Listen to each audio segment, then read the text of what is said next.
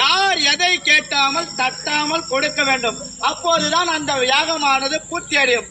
அப்படி ஒரு அரக்க குணத்தில் பிறந்திருந்த மாபலி சக்கரவர்த்தி தேவேந்திரனாக ஆகிவிட்டால் தேவர்களுக்கு என்ன வழி நேரும்?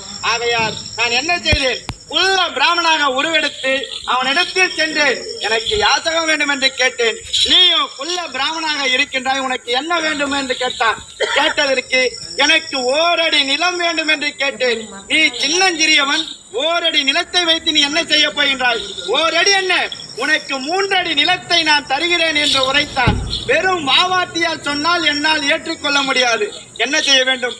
எல்லையும் தண்ணீரையும் வைத்து எனக்கு சத்தியம் செய்து கொடுக்க வேண்டும் என்று உரைத்த வண்ணன் பிரகாரம் கமலத்தில் இருக்கக்கூடிய நீரை ஊற்ற முற்பட்டான்.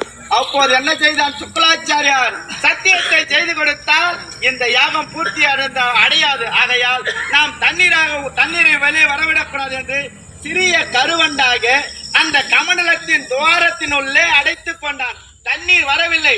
நான் என்ன செய்தேன்? ஞானத்தால் அறிந்தேன். எடுத்தேன் தர்பை புல்லை.